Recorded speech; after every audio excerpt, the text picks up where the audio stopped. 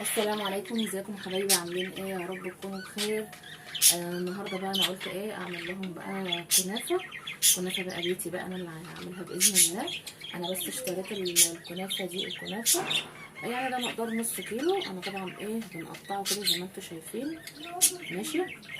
وهعملها بقى بالكاستر. الكاستر طبعا اكيد كلنا عارفين يعني يعني بيتعمل ازاي. بصوا، ده كيس كاستر. هو المفروض انت بتحطي على 3 معالق نص كوبايه لبن. انا حطيت الكيس كله وحطيت حوالي كوبايه وربع لبن، ماشي. وطبعا بتخليه ايه سايح، ايه زي ما انت شايفه كده، بحيث يتفرد معاكي، ماشي.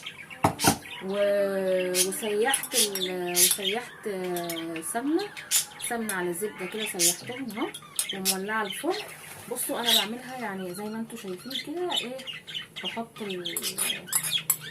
السمنه كده اللي انا مسيحاها والزبده. خلاص، بصي زي ما انتم شايفه كده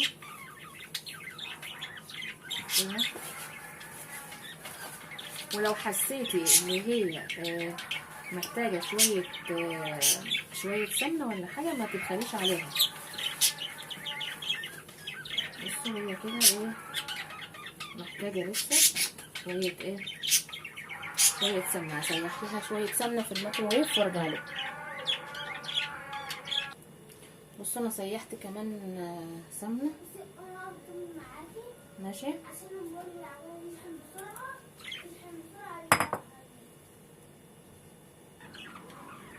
خلاص انا ايه حطيت خلاص السمنه التانية اهي، ماشي.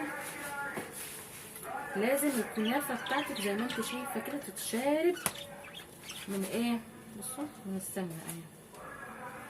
هي متشربه خلاص كلها ما شاء الله اهي. بصوا لازم تبقى متشربه من السمنه كلها كده زي ما انتم شايفين. هنجيب بقى الصينيه بتاعتنا،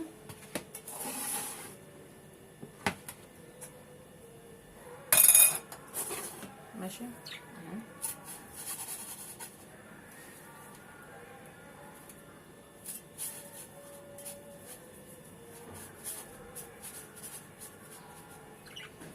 بصوا السيرم اهو بتاعها اللي هو الشربات.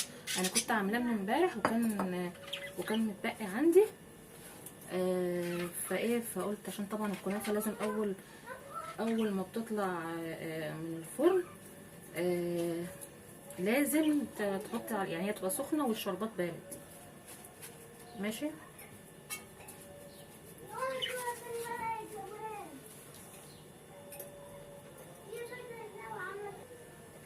خلاص اهي كده ايه، انا عملت الطبقه الاولانيه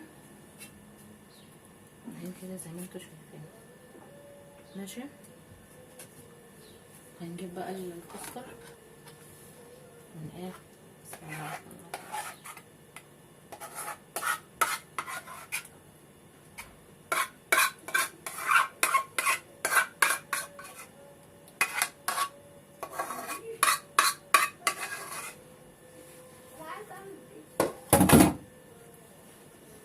خلي بقى ده السيرم ده ايه، لما نخلصها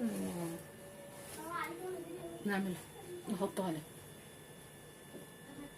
بصوا بعد ما حطيت الكاستر وسويته كده، ماشي زي ما انتم شايفين بالمعلقه. اهم حاجه الكاستر انك تكوني حطيتي اللبن والسكر والبودر بتاع الكاستر واللبن لسه سقعان، وبعد كده تدوبيهم كويس وترفعيه على النار، لكن ما تحطوش واللبن ايه سخن عشان هيكلكع معاكي. لازم يبقى، بصي، يبقى ما شاء الله زي الفل معاكي كده وسايح كده وجميل. هننزل بقى ايه بالكنافه التانيه.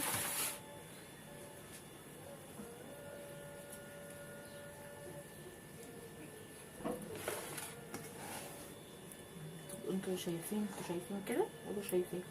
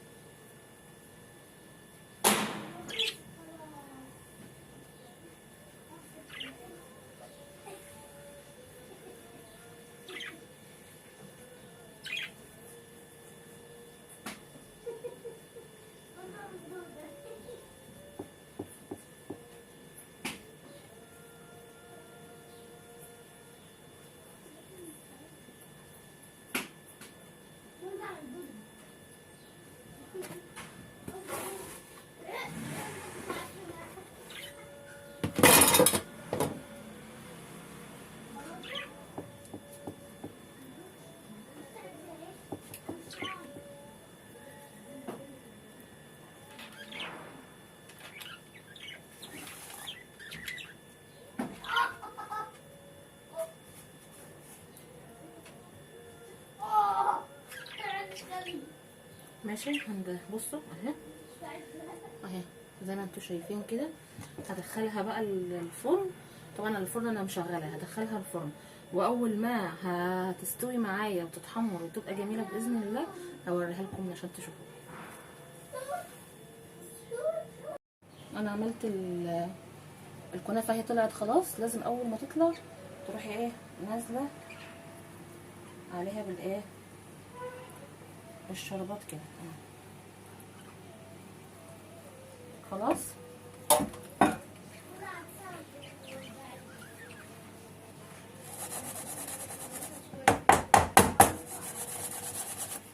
بس كده هتسيبيها بقى ايه،